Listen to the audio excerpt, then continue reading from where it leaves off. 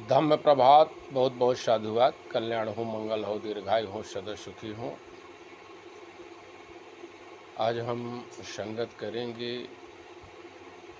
इतिहास और ऐतिहासिक तथ्यों से भारत में किस तरह से छेड़ा गया। और सबसे मजे की बात ये है कि इस पर अभी भी ओबीसी, एससी, एसटी, माइनॉरिटीज और कन्वर्टेड लोग जितने भी हैं वो अभी भी दुविधा में जी रहे हैं।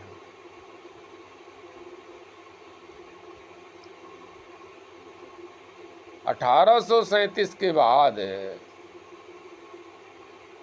तमाम अंग्रेज विद्वानों ने भारतीय सभ्यता और भारतीय संस्कृति को जब खोज निकाला अभिलेखों को पढ़ने के लिए, एक ही बड़ा ही ऐतिहासिक कार्य था। मतलब दूसरे युग की शुरुआत हो गई।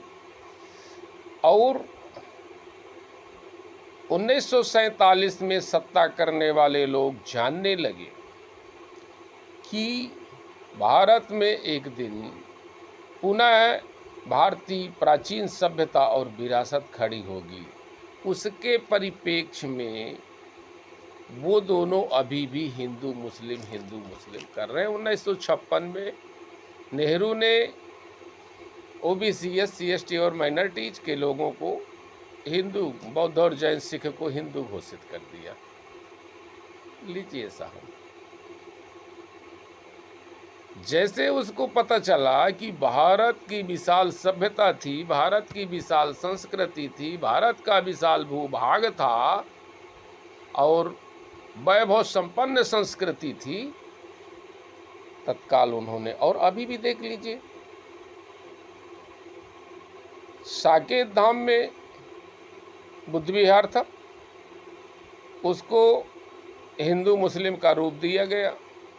राम जन्मभूमि, बाबरी मस्जिद, राजीव गांधी ताला खोलते हैं, आरएसएस तमाम उसके सहयोगी दल और सत्ताधारी दल, विपक्ष दल सब मिल करके,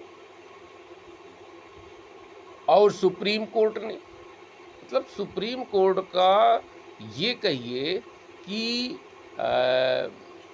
तथ्यों के विपरीत जाकर निर्णय दे रहा है। कोई एविडेंस नहीं, सारे एविडेंस बुद्धिज्म कम्युनिटी के निकल रहे हैं, सारे के सारी चीजें। और मजे की बात ये देखिए कि बुद्धिज्म कम्युनिटी के लोगों ने सिर्फ ये लगाया कि हमको सुना जाए, नहीं सुना गया। फिर उन्होंने ये लगाया कि भाई जो वहाँ पर खुदाई में निकल रखा है तो वो एएसआई के संरक्षण में व्यवस्थित रखा जाए, उसको ख़त्म न किया जाए। लीजिए साहब, 2 लाख रुपए हर्जाना लगा दिया गया और कहा गया कि आपको विदेशों से फंडिंग मिलती। कितना सुप्रीम कोर्ट का अनजस्टिस रवैया, आप समझ लीजिए। देश के सुप्रीम कोर्ट में जस्टिस नाम का कोई चीज न हो, इससे बड़ा दुर्भाग्य देश के लिए क्या हो सकता है। और अभी भी अंडर टेबल मैनेजमेंट रहते हैं।